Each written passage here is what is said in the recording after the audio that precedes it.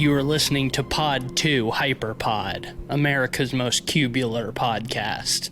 I'm new and improved Hypertease.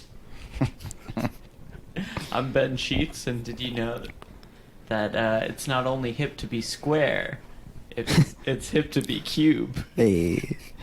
Hello, and I'm Cleveland Mosier, and I'm not blind. I'm just mentally handicapped. Well, the year of the sequel continues, and this movie's got me feeling mentally handicapped, that's for sure. Hey, we're still being a lot more politically correct than that film was. I can't believe they adapted the weird PS3 baby commercials into a full-length movie. I am so glad we picked this movie. Well, I picked this movie. Yes. This was my pick, and we're of course talking about Cube 2 Hypercube, the follow-up to cult classic sci-fi horror film Cube, which came out in 2000, I want to say. Something like that. Yeah. 2002, exactly 2 decades ago. That's when this one came out. Yes. The first Cube came out in 2000, I think. It might have been earlier than that. I think it might have been in the 90s. Was it? Yeah, like 98. 97. Oh, 97? shit, 97, wow. So it took them 5 years. To make this. 5 years researching Wow. the Hypercube technology required to make Cube 2 Hypercube. This Was movie... the original Cube a sleeper or something? Like, It was kind of a cult classic. Yeah, Yeah. It definitely became more of a hit Got later. a boom on DVD. It was a very niche Canadian indie film that has sort of gained a lot of well-earned renown over the years. I will say that I don't think Cube 2 Hypercube has gained the same cult esteem for good reason. I'm glad we're talking about this movie, though, because I have a lot of personal history, actually, with this movie. Oh, go for it. The first Cube I watched when I was in middle school at some point. It was like one of the first movies I rented on iTunes. And I remember it being the first real horror movie that I got really into. And I kept looking up theories on what the ending meant, you know, because it has a very ambiguous ending, the end of the first one. And so, this was middle school theory crafting of Ben.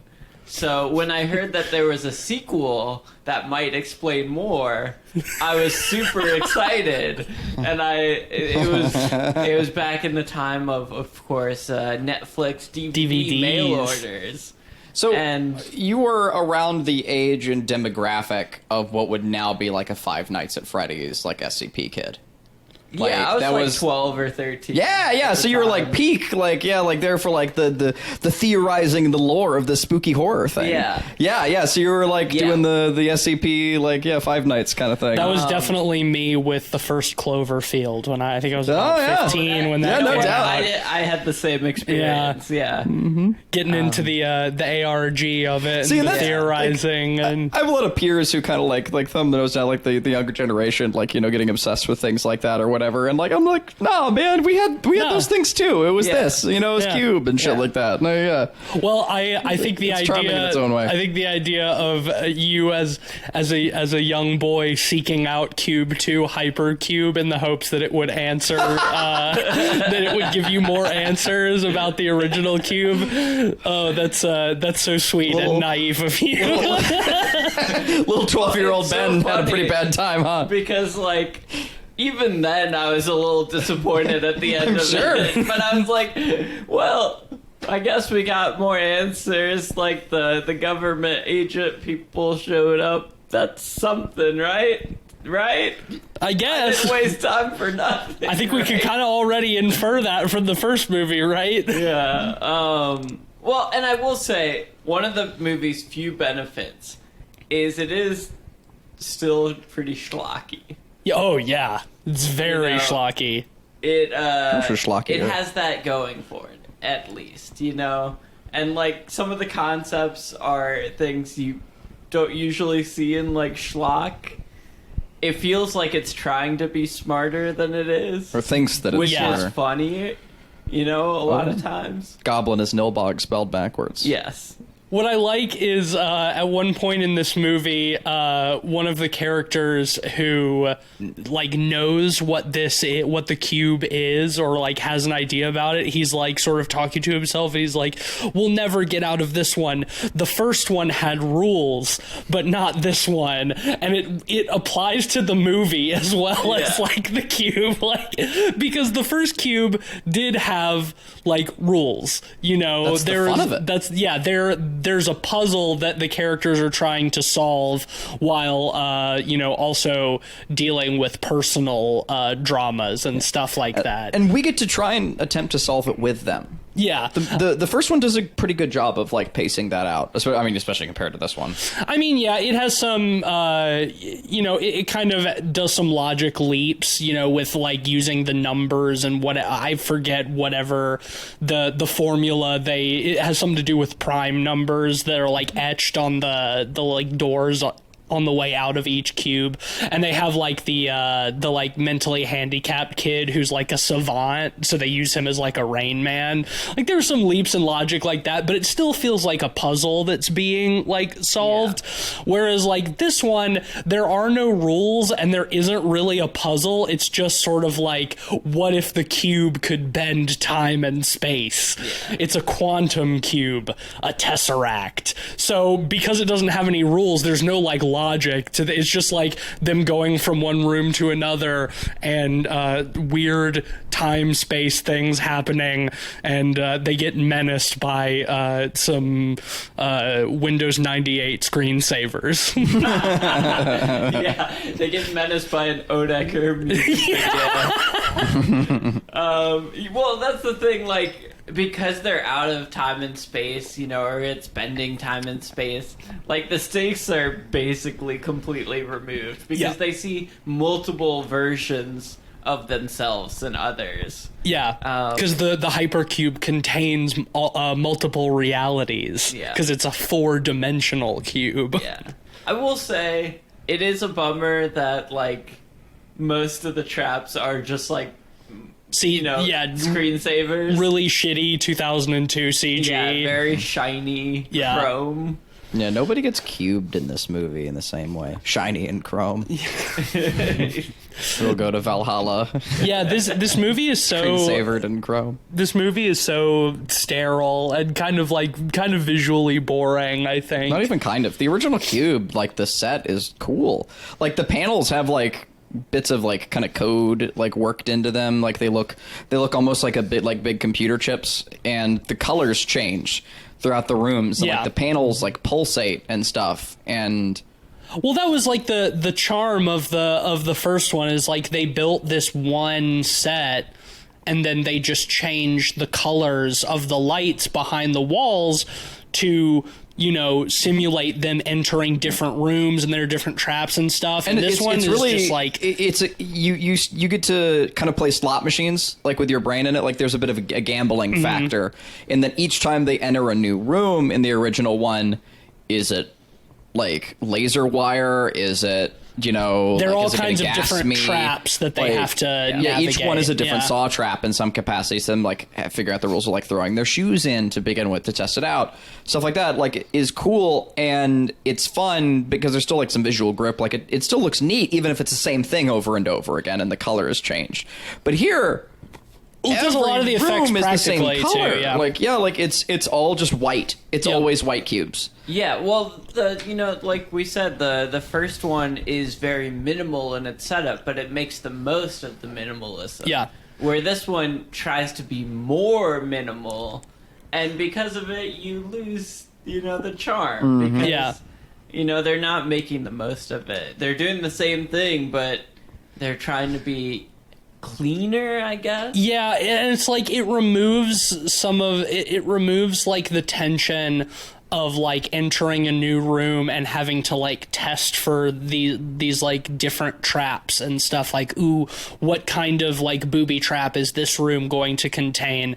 And this one is just like they go from room to room and they like see other versions of themselves, and every now and then in one of the rooms a really shitty CG effect will do something, cut them up or knock their heads off, the or evil first year Blender animation student yeah destroy them.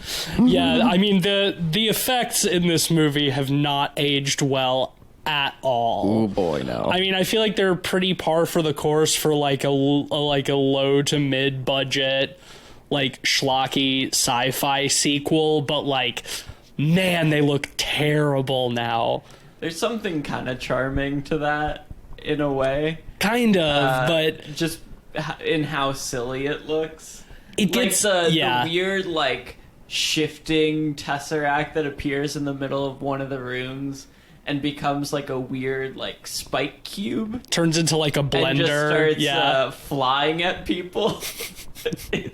I mean, that's very funny. It is, but it goes on for way too long, because like the blind girl gets trapped in one corner of the room, and then like the protagonist has to like save her while they're staying up against the wall to avoid the big spinning. Yeah, she's like, come to my voice, and then she runs the opposite direction. And even though like previously they've set up that like the blind girl is her secret power is basically that she can hear really well, because she's like, oh no, something's bad's coming from this direction and we have to go the other way. Yeah, she can hear the screensavers coming, basically. Yeah. Which I kind of called at the beginning when established she's blind. I'm like, oh yeah, well, she's going to have some sort of heightened sense that like helps them. You call it. The joke I made was that she can smell the way out, which honestly I think would have been more fun. Oh, no, later on she does say, I can smell it. Well, yeah, she can smell that somebody died in the room, but it was right after that. It was right after Jerry got blended up by the cube. Well, let's break down the characters here, because we have a handful of characters, and they're all sort of distinct enough. Sort of. So we have our main lady, Kate. Yes, hero lady. That's her name. She's a nurse. And we know that because she is dressed in white. You know what I'll say?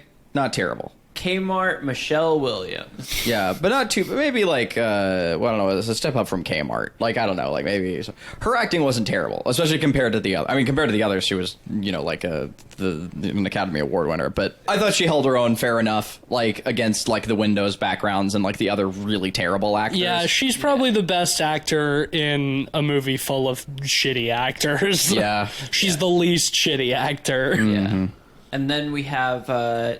Discount Rowdy Roddy Benoit. Yeah, so Chris Benoit, Roddy Piper. Yeah, or Kiefer Sutherland.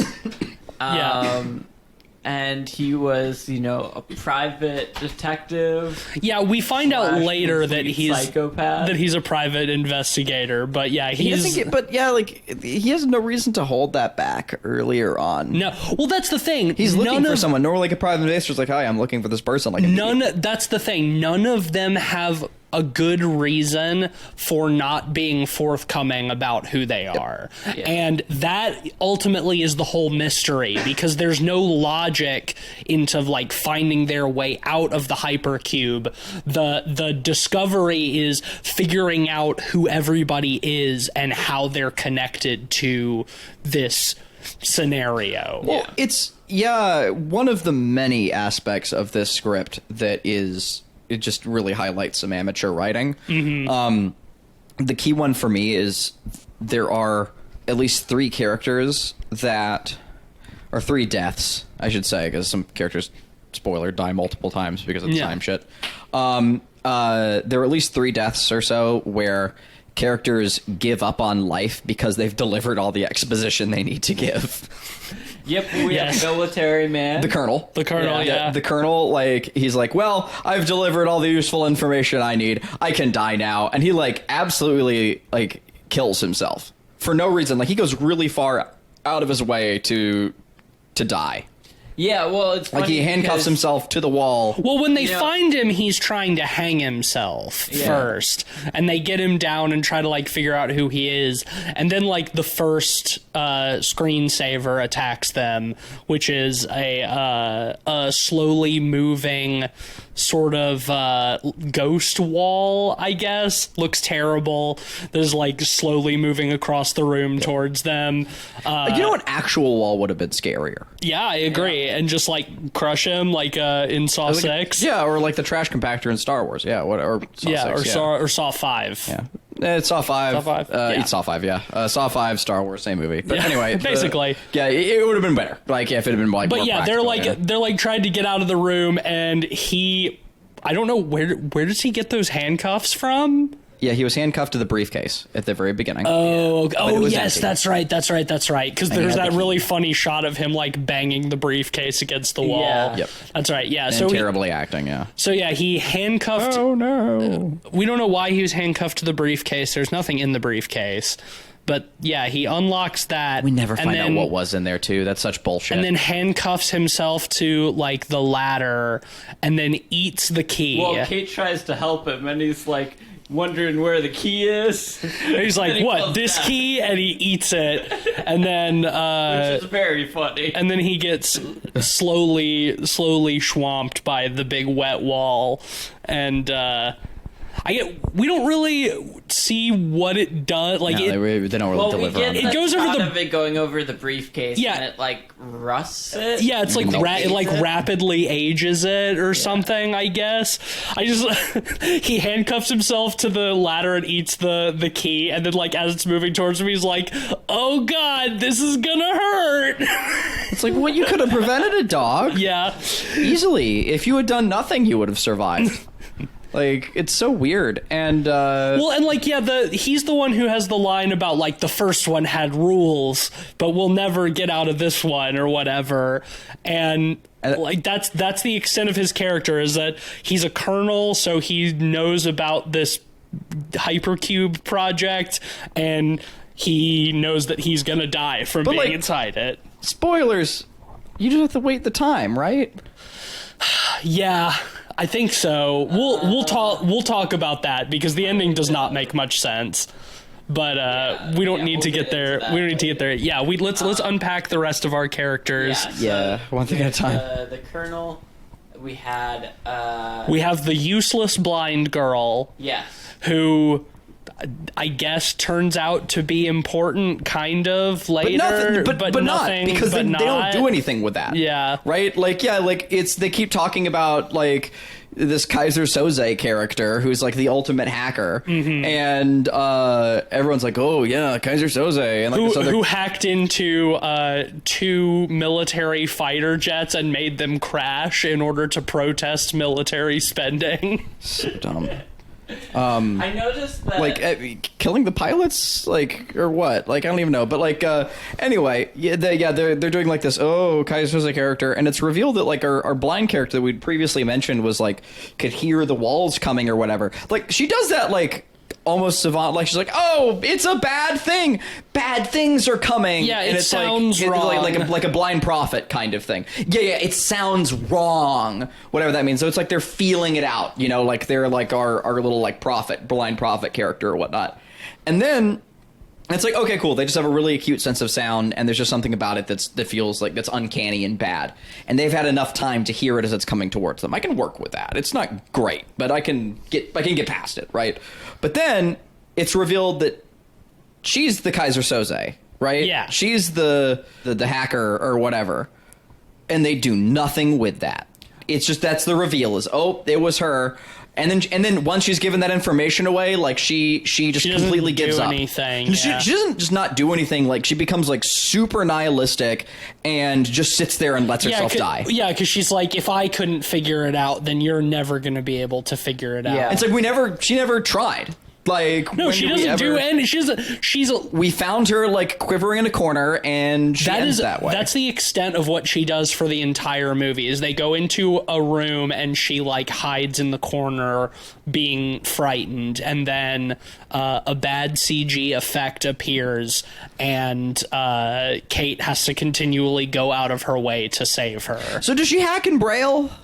I guess. Yeah, like Sneakers. Have you ever in seen the movie Sneakers? I do. It's a good movie. Yeah,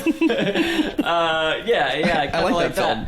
But I used to watch it a lot on VHS. Well, the whole concept of her plan is baffling, right? Like, yes. she's the mastermind behind it all, who set it up, but then realized how it's being used and tried to blow the whistle on this Eyes-On corporation, and after blowing the whistle, they were after her. So she snuck into the Hypercube where they're never going to chase her. Yeah. Even though... Where she knows that it's, like, impossible to get out. Yeah. Or, like, she knows how bad it is. Yeah, she's like, I hid from them in the only place I knew they would never follow me. It's like... okay. Yeah. And it's like I jumped into a volcano because I knew that the people chasing me wouldn't also jump into the volcano. Yeah, it's so dumb. Well, I guess the twist is like she was carrying like what, source code or something in her little. Unclear what that. Yeah, she has like something. MacGuffin. She has like a medallion on her like on a necklace. She brought it in to destroy it, I guess. Yeah, at the very end, they're like, do you have the device? And, like, she hands them that, and it, like, they put it into, like, a glass box, and it's, like, floating, but what actually is it? Yeah, who knows? Yeah, was it like I thought it was like maybe like a flash drive with like the story or whatever that she was going to release. But they call it the device. Mysterious. Mysterious. Yeah. Yeah. Who knows? That's what it is. It's and I hate that. I hate that. Like deeply. I think that it sucks. It's such a cop out, and it's so unsatisfying. It's lazy, and it make me mad. It making me mad. You know what the worst part is? What's that? I remember when I was watching this on DVD back in the day, they had an alternate ending too. Oh really? Oh my god! It was an extended ending where the only two things that are shared is the secret corporation is responding to the government. They're like taking orders from the government, A. Okay. And B, they tell her that she was only in there for 6 minutes and 59 seconds. Yeah. Oh. That's so dumb. She was the first one to escape. Yeah, we'll get to that.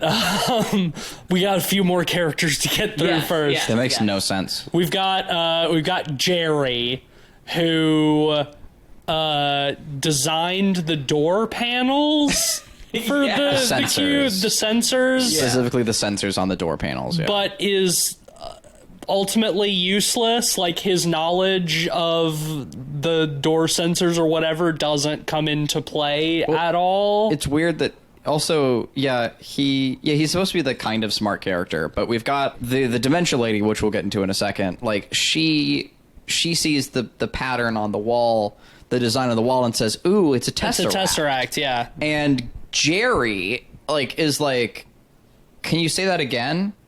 He's kind of familiar with the word. And then he perfectly explains what a tesseract is. And, it's like, does he know or does he not know what a tesseract is, you know? It's this weird, it doesn't seem like he's slowly remembering it. It's like he just kind of needed to know it to give the exposition, and then perfectly knows what a tesseract is. It wasn't like, oh, say that again. Yeah, you know? he explains. He's like, can you say that word? You know, it's weird the way they produce. He explains the concept of the tesseract to them and kind of talks about the idea of a 4-dimensional space. Yeah. but doesn't use that to, like, he doesn't come up with a plan to, like, help them get out. He's not like a mathematician or anything, so he doesn't understand any of the equations written on the wall when they find that, like, physicist or whatever, who I guess also worked for the company, who did something or other.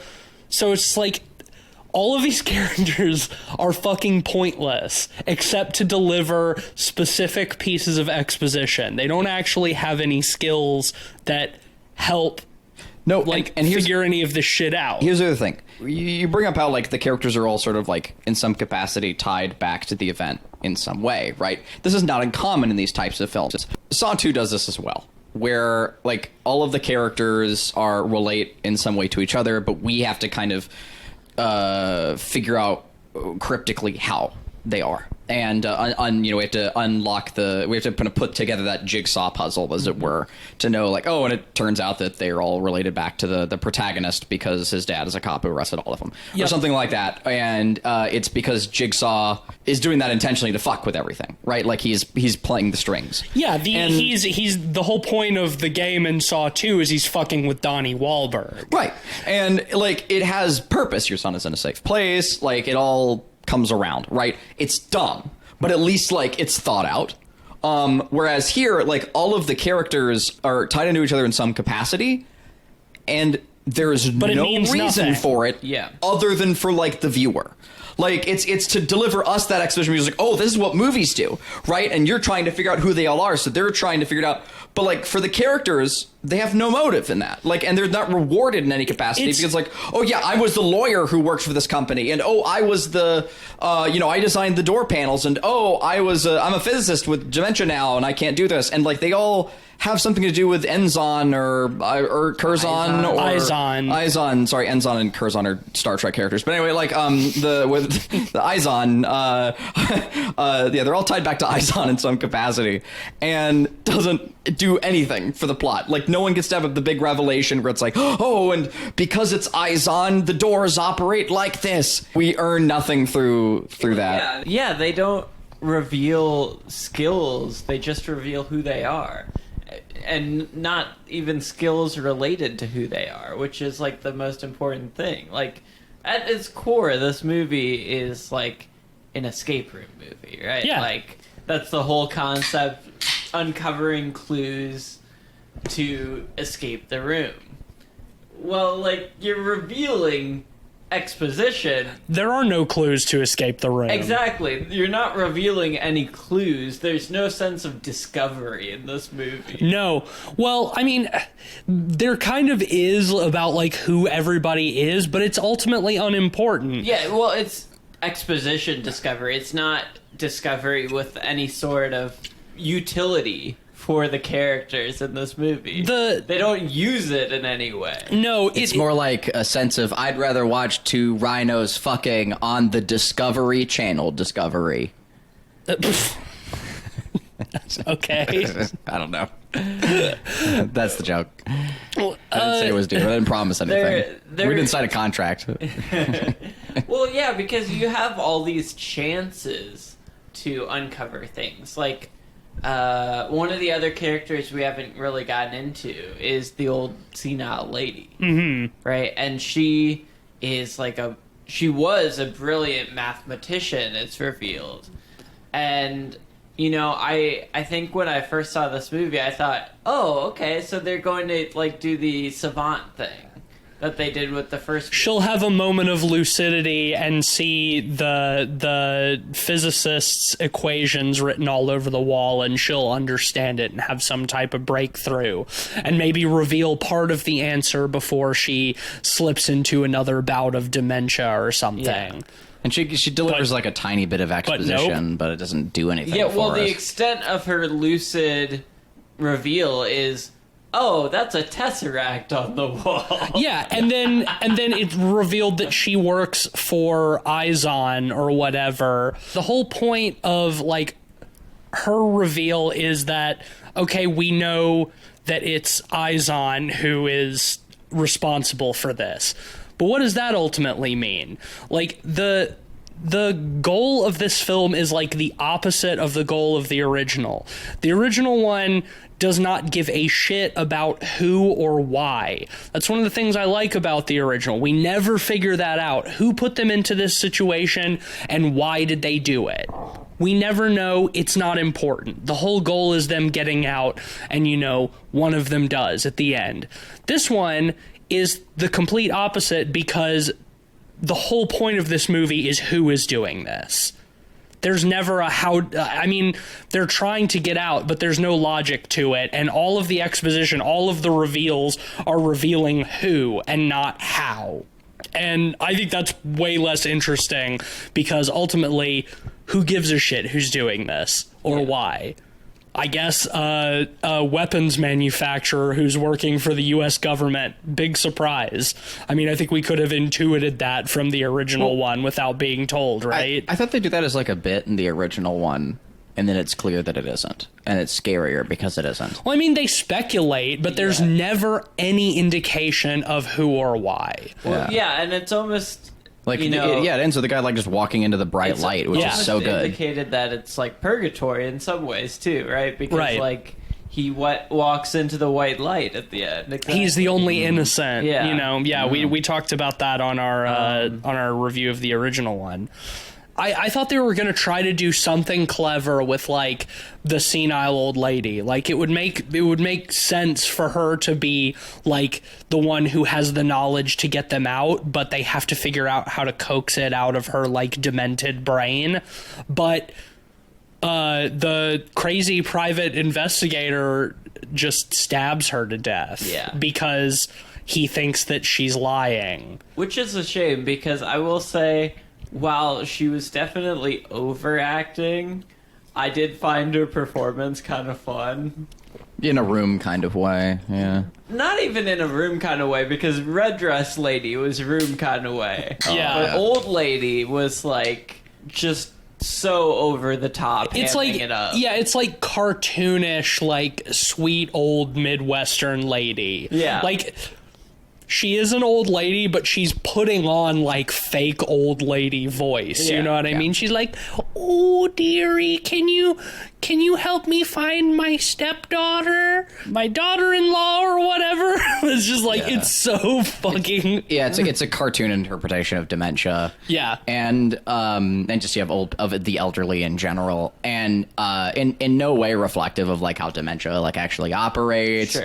And, like, just with a slight tweak, she does it a little bit less. That's really all you need to do, Like, I don't care if this movie depicts dementia accurately. Like, by the way, well, like, I could give a shit. But like, it's a schlock interpretation of dementia. Yeah, it's a child's interpretation of it. Like it's almost past schlock. Like at this point, it's again, like it's like a children's cartoon, and I think that. Yeah, with just a slight tweak, it would have been neat. Because I do really like that idea because I think it's good sequel material. Again, on paper, because you have it rhymes. It's same but different. Yeah, we have a character who is like has mental problems. Like in the first one, we have the character as a savant, and in this one, she has dementia, but she used to be a really good mathematician, so at times she's still going to be really helpful. At other times, they're going to have to take care of her. That's great. Also, because she's an old lady and she's lived her life and possibly also works for the company,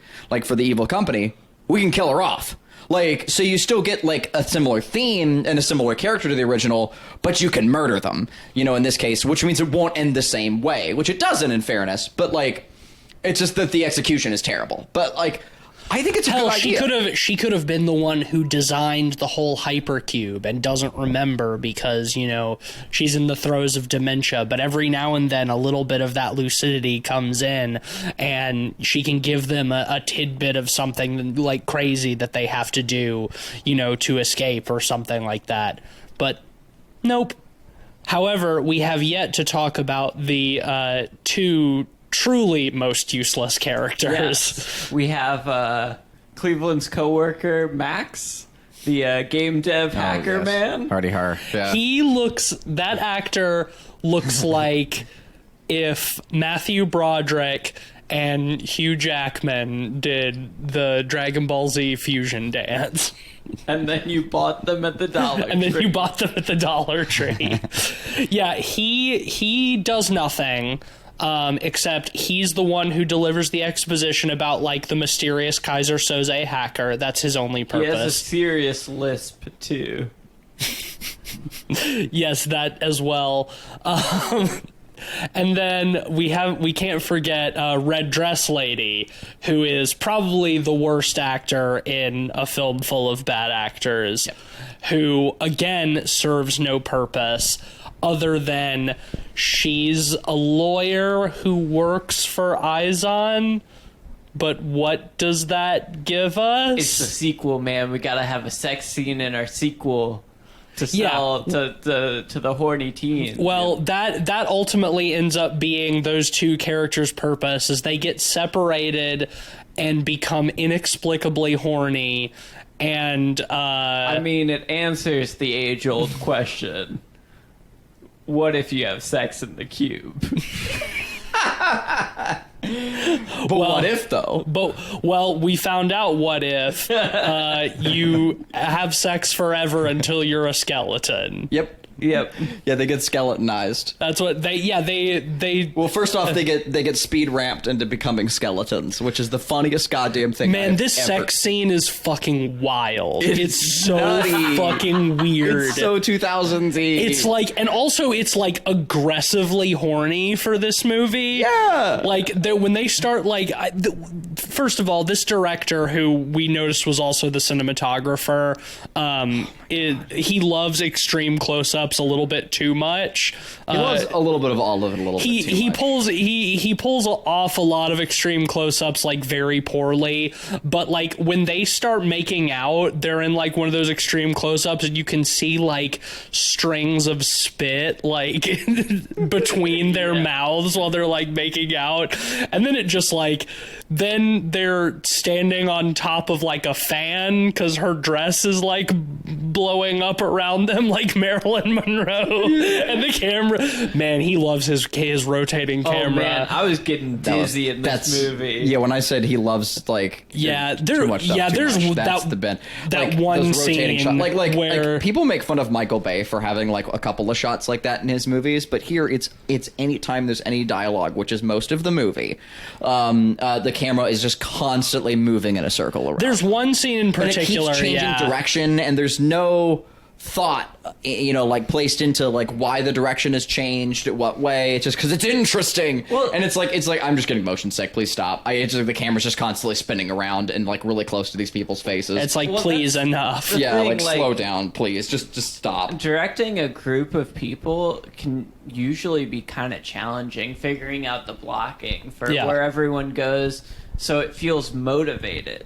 The thing is, the camera work here, when it's dialogue scenes, it doesn't feel motivated. No. It feels like, oh, this is a boring scene, let's make it fun by moving the camera. Sprinkles on shit. Yeah, I mean, maybe the intent is that, like, ooh, it's supposed to be disorienting. The Hypercube is disorienting. They're trying to uncover this, like, twisty-turny plot or whatever. I mean, like, on its face, it's excessive. You can make the argument, oh, hey, it's trying to be claustrophobic. We're doing these extreme close-ups and these rotating shots to make the walls feel like they're coming in on you.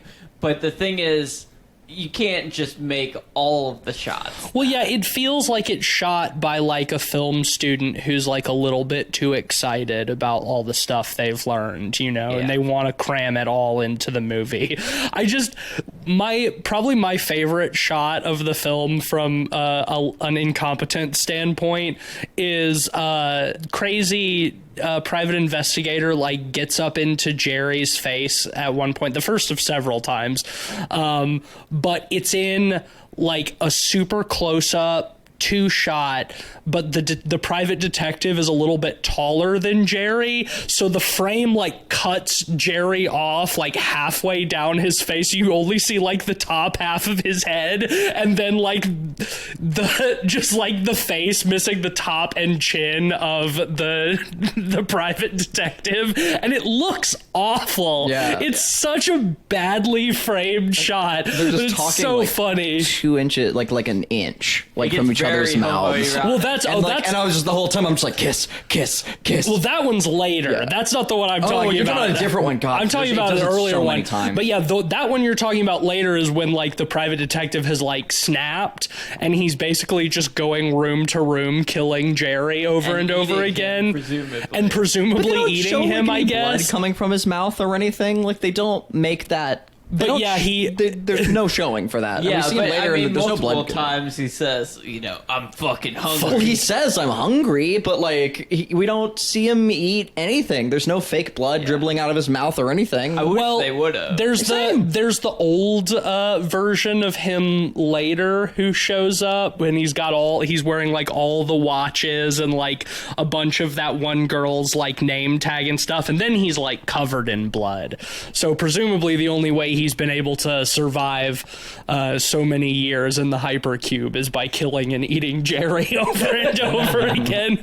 But yeah, that one scene where he finds like a past Jerry who hasn't met him yet and doesn't know who he is, and he's like getting up in his face, like that whole scene, he is like an inch away from Jerry's face, and it's just and they like, both have goatees that match, and so it's like this really weird like kind of thing where it's like these two men are like talking to each other with their like literally an inch apart with the camera right up It's on like- it. it's And like just like we're weirdly- like nestled inside between their two goatees. it's like in this weirdly shot. weirdly homoerotic. I It's like, hated it. Like, and again, like I'm bi, like that's whatever. But like, it's just like it's just these two like sweaty, kind of beefy men.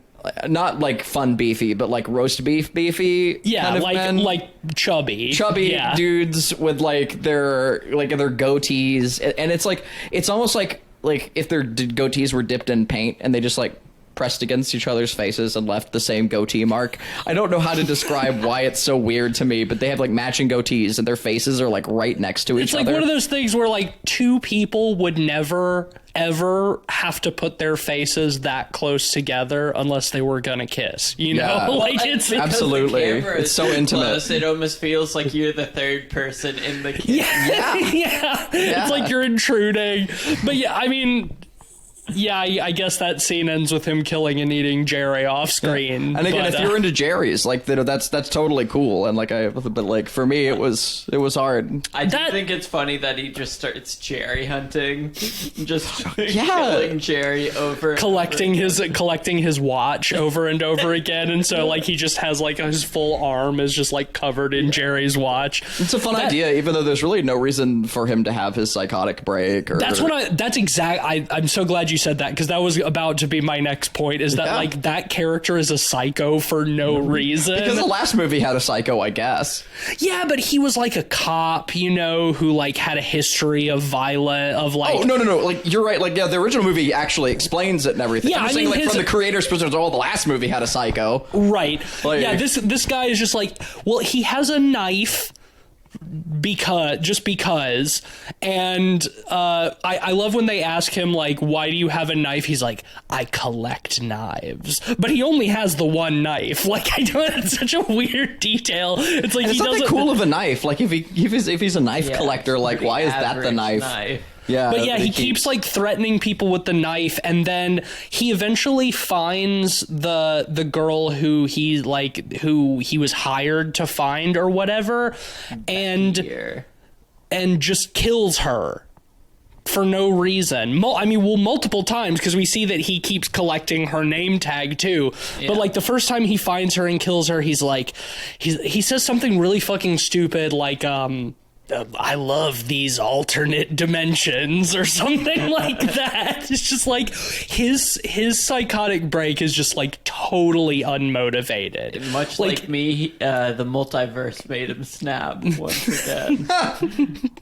Like, I guess he's always like kind of aggressive and on edge, but there's not like a moment or something where there is a moment where he suddenly is evil. Like, he does have a heel turn moment, but nothing causes it. I mean, I guess it's kind of after he sees an alternate him get its head knocked off by a polygon that comes out of the wall. Yeah, after, he opens a door and he sees himself murdering the old lady, yeah. I guess that's kind of the moment where he snaps, but... Yeah, right after that, he calls the blind girl a cripple, so we know he's bad. Well... Yeah... None of that makes much sense. No. I think we've already put more thought into this. Not much makes sense in this movie in general. Well, let's talk about the set pieces, the kill rooms. Oh, yeah. I mean, I guess we kind of already have. We've talked about most of them. There's the time dilation room, which just looks like a shit post. Oh, yeah, where Red Dress Girl goes in first and computer hacker guy or game dev is still outside, and we see from her perspective and he's moving in like super slow motion, and then we see from his perspective and she's like moving really fast. Wow, time dilation. That's kind of fun, I guess.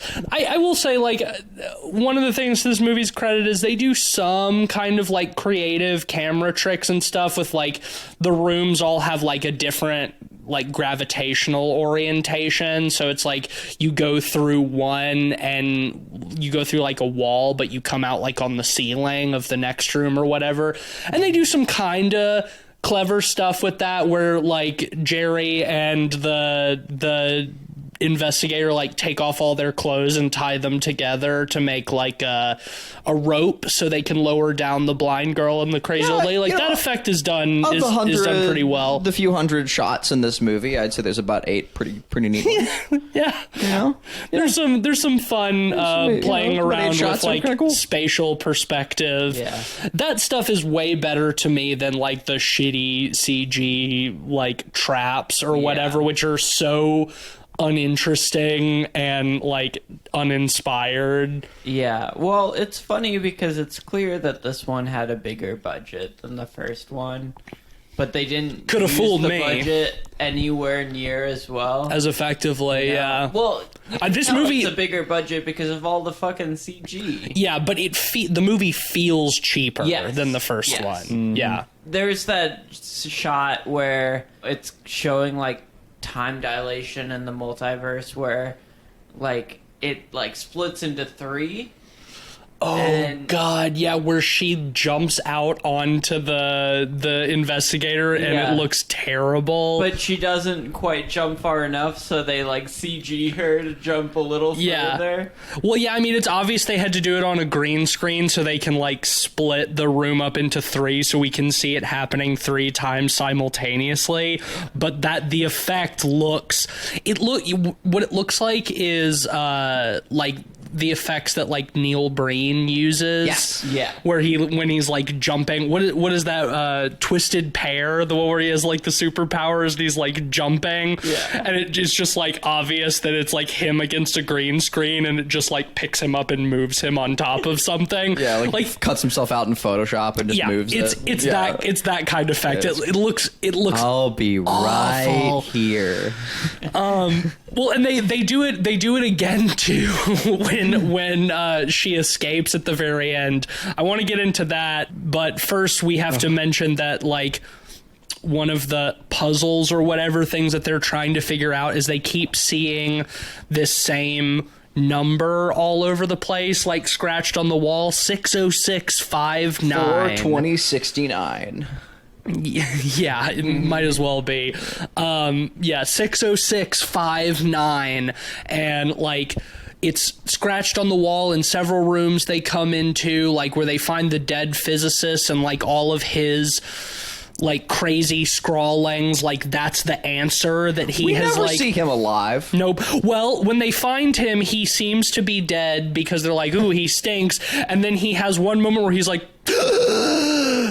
and then just like closes his eyes and is dead again. like, it's so it's like funny. a Mel Brooks comedy bit. Like 'Cause where he when they pops find- up, like alive and then dead again. Yeah, and alive and it's- dead. when they find him, like they comment on the smell, like the smell of like him rotting because he's dead. So why is he alive again for just one quick second? Enough just to take a very like stinky man. Yeah, he's just really stinky. he's been there for a long time. He's been shitting in his pants. But yeah, so they keep seeing this number. They can't figure it out. What is 60659? What is it? Well, it gets down to the end. Kate is the only one left. The hypercube is collapsing in on itself because it's out of control.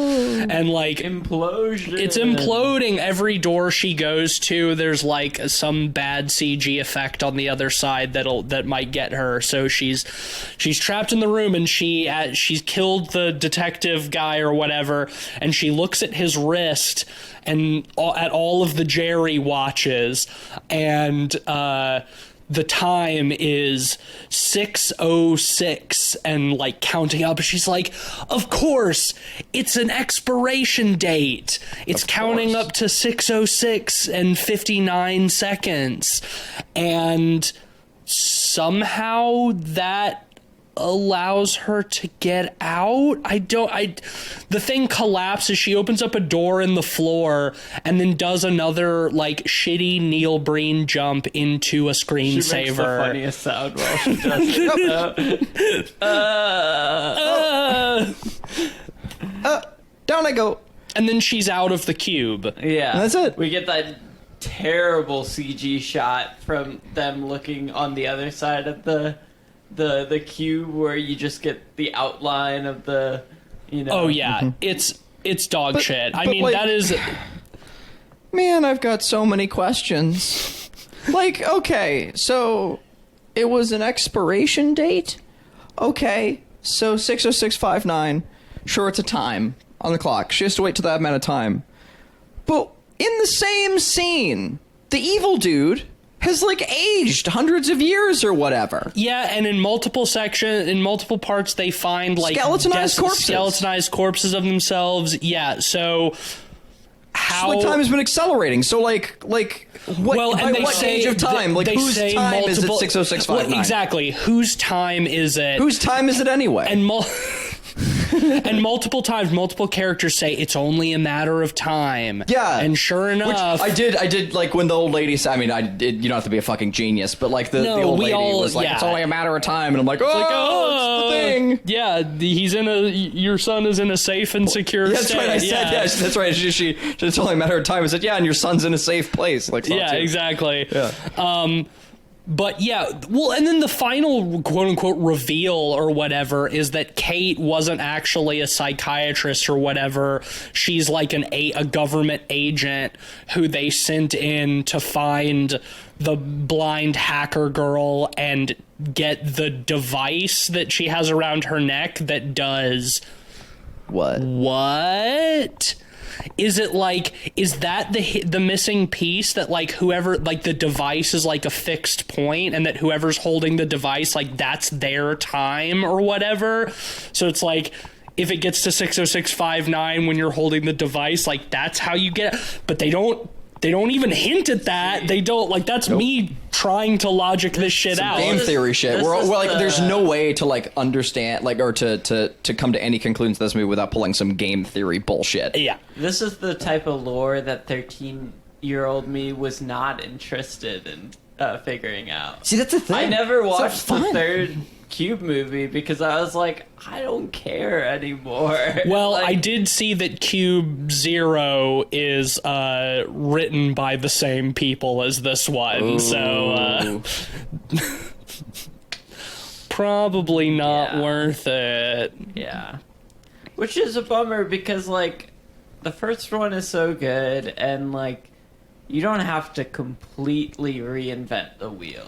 Yeah, I mean, it feels, this one, this is just me guessing, but especially considering that it's 5 years after the original came out, it feels like the first one came out, went under the radar, was not very successful.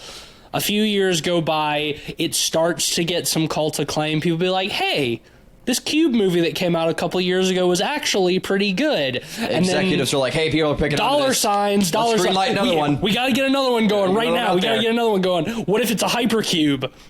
Sure, I don't know what that is. Sounds great. And then the movie certainly doesn't know what that is either. No, it doesn't, and like that's a shame because like a smarter person could have done some really cool things with this plot. Yeah, like playing with time and stuff. Like there's plenty of great movies that do that. And this feels like a wannabe Christopher Nolan movie, kind of. Dude, honestly though, it feels about as well written as Tenet. So yeah, I mean. Yeah, I don't know about wannabe. I think the special effects aren't as good, but it's about as comprehensive as Tenet. Yeah, we'll see. In these days, Christopher Nolan was still making good movies when this one came out. So. And maybe he can again. I don't know. But it was. I did not like Tenet. It was ahead of its time. I mean, okay. In fairness, I didn't finish Tenet. I got really fed up with it, and realized that there was still like another hour and a half left, and I couldn't do it, boys. Well, I was certainly fed up with this movie by the end. It is an hour and like 35 minutes, but feels longer than that. You want to rate? Sure. Yeah. 2.5 out of 5. It's not good, but there's some fun schlock, I guess. But I would absolutely rather watch the original every single time. I don't feel the need to ever see this movie again. Yeah, I agree mostly. I think this movie has some fun, schlocky elements. And, like, you know, at its core, it's still high concept, which is more than a lot of low-budget, shitty B-movies like this do. And some of the effects, you know, are weirdly dated and charming, and, like, looking at early 2000s CG is always kind of fun to me. It can be. So I'll give it a 2 out of 5. I wouldn't say go out of your way to see it, but it's not the worst either. You know, I'm definitely in between the two of you, but I must choose. You must. Hyper choose. And I think while it's a dumb movie, there are things that I found to be pretty deeply frustrating about it, and a bummer because the original is rad. There are just a couple of shots in this movie that are so comedically bad that I would definitely want to show it to friends. So for that, I'll give it a little bit more. Let's say 2.5, but just barely. Man, it's about a 2 for me as well. But 2.5 is good, I think. Well, it's fine. Cube 2 Hypercube gets an average rating of Cube 2.3 out of 5. But not cubed. Yeah, I mean, I would say you can, if you're really curious about this one, I guess check it out. But I think you can give it a pass. Just go rewatch the original. I will say it's probably not going to be the worst sequel movie we cover this year. Probably not. Continue covering, more of these sequels. We're running out. We're not. We got plenty. Yeah, like I'm about to say we're gonna clean out the barrel, but we'll be scraping. We'll be scraping. Which should be good. That should be funny, I think. But we didn't mention just the last thing, the music in this movie. Oh God, yeah. Which is like. It's like One-O-Trix Point Never, like noodling, but not actually like writing an actual song. Well, that's the thing. Like, this is the type of music I would listen to in my spare time, but I would not say this is a good soundtrack for this movie. It doesn't fit at all. It doesn't suit the movie at all. Hell no. The intro is like shots of diagrams and designs, like boxing stuff out, and it's showing the names, and it's supposed to be kind of scary because they're going to be trapped in this thing. But the music is like yeah, it's like totally playing on a modular synth. Yeah, and not at all like intimidating or scary. And then there are like times in the movie where it's supposed to be like a high intensity scene, and it's got like an Autechre-esque kind of like minimalist like dance beat or whatever. And it's always to like kind of like like a bongo, you know, kind of like There's some percussion. vaguely tribal ambient stuff. But and it's like digital tribal, you know, kind of shit. But Which it's is like, weird you because could that almost also put, doesn't like, suit this movie at all. yeah, like and it's nowhere near as like high production quality, but like the beats a lot of the time were like kind of similar to like the Halo da da da da da da, and like it doesn't fit at all in this movie. It's weird. The music is completely and nowhere near out as of good as place. like Martin O'Donnell shit. But I feel like they were trying to go for kind of like, ooh, it's quantum. It doesn't have any rules. like it's trying to sound breaking, smart, but it's like that's breaking not scary. down. Yeah, like you know? math class isn't scary. Like it's intimidating, but it's not scary. I don't know. Math class can be pretty scary if you're bad at math like me. Yeah, but it's not gonna like cube you. You don't know that. Damn, you're right though. Yeah. But yeah, there's that. Also, what up with the fact that the movies are Cube 2, Hypercube? Do they square the two? At the very least, is it Cube Yeah. squared? Yeah. So at least they did that. But then the third movie, apparently, is just Cube 0. Yeah, they missed out a perfectly Cube good cubed. opportunity to be cubed. What the yeah. fuck? It's an easy layup. Yeah, total layup. It can't be worth watching. No. See, they really should have made a Cube movie starring all Cubans. And Ice Cube. And Ice Cube, yes. And Cuban Gooding Jr. Cuban Gooding Jr. Or Starring Cuba. I guess I could just say Cuba Gooding Jr. That still works. It does. Yeah, but you're saying they're all Cuba. I was trying to riff on both. Yeah. But yeah, No, yeah. it's great. Cuba Gooding Jr. Make a cubed sequel, a Cube 3, Cube cubed, Jr. starring only actors with Whoopsie. the word cube in their name. There you go. Ice Cube, Cuba Gooding Jr., and that's all I got. I'm out. That's the end of that joke. Mark Cuban. Oh, Mark Cuban. There you go. Appearance. Oh, okay, yeah. No, now you're on to something. Yep. But yeah, so maybe they could do a requel and do Cubed, and they bring back the Savant, Well, they just guy. did a Japanese remake recently, which they did, didn't and they? you know what? I want to watch it. Me too, kind of. Yeah, I want to know. I saw the trailer and it looked kind of flashy. Whatever and happened to fun. that French movie where it was some bitch crawling around in That vents? came out a year or two ago. I feel like we might have mentioned it on the podcast Yeah. at some point after we saw the trailer, and I totally forgot about it. Tube. Tube. Cube.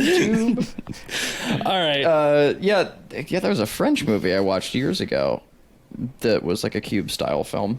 I thought that's what you were talking about for a second, but that came out in like 2013. What was that? I don't know what the name of it was, but it was a Cube style film. No, I'm not. I was gonna say I was trying to riff on the French thing, so I was almost gonna say lube, and then I was like, wait a second. That's all American, baby. Le Cube. The Cube. Next week is Crimes of the Future. Hell, The time yes. is upon us, brethren. The future time. And soon David it will be the present Cronenberg. and then the past, crimes of the past. But right now it's crimes of the future. But when we cover the episode, it'll be crimes of the present. David Cronenberg is back at his Cronenbergiest. It looks like He's berging out. I've been seeing some. I've been seeing some. I've been seeing some Cut it, mixed. but you shouldn't say that. I've been seeing some mixed reviews for this film, but the bad ones make me want to see it more because the way they're describing it is like, yeah, that sounds like a good thing actually. Yeah. But anyway, next week is Crimes of the Future, Oh yeah. so you can look forward to that in the future. Sponsor time. Sponsor time. And this week is brought to you by... Oh, shit, sorry. It's pretty hard to open these things one-handed. Here we go. Bert Schlurts and Gertz. You want some Bert Schlurts and Gertz? Come on down to Bert Schlurts and Glurts, where you can Gert, Bert, skirt, and hurt, and Bert, dirt, Bert. Bert Schlurts and Glurts. Gert. Cleveland is collapsing in on himself, much like the Hypercube. I've cubed. Help, boys. Bert Schlurt, Glurt. He's in an infinite loop. Sure, Bert, they sell Sherbert and Bert Shorts and Gertz. From the owners of Because- Sneed, Seed, and Feed. Is Bert?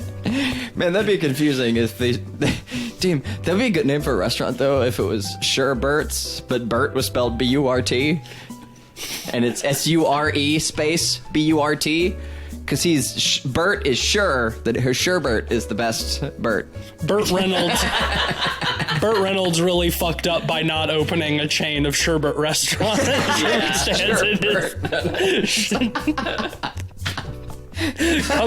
Come on down to Sherbert Reynolds. And Schlertz and Gertz.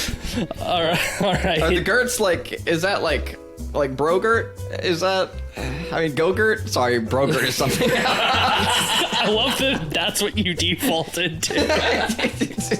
The internet has broken me. Lol, Brogurt. I didn't come up with that, but it is very funny. Slurp on my girt, because you know it's perp. Put me in the dirt. Put me in a shirt. Thanks. All right, that'll do it for us this week. If you like the show, be sure to leave us a 5-star rating on Apple Podcasts or wherever you get your podcasts. You can support us on Patreon at patreon.com/podpeoplepod. Shout outs to our honorary pod boys, Sam Simon and Zach Confer. Love and appreciate you guys as always. If you want to be like them, you can do that at patreon.com/podpeoplepod. You can also follow us on Twitter at podpeoplepod and at letterboxd.com. Yeah, follow us and we can have a meat cube. Also not my joke, but funny. This cube movie needed more meat. I think this needed to be more of a meat cube. Yeah. Anyway, you can follow me on Twitter at SomeSpookySnake. I'm on Twitter at Mr. Sheets. Bert Schlertz and Gertz. I'm sometimes tweeting for Light Arc Studio. You can also find me on Twitter at Moshertown. And but never. Don't reach out to these two instead. Do that. But you can also I don't want to be found. You can also find my work on ArtStation if you search Cleveland Mosher, and of course on DreadXP, where we've got all kinds of incredible games in the works right now that I'm very excited about.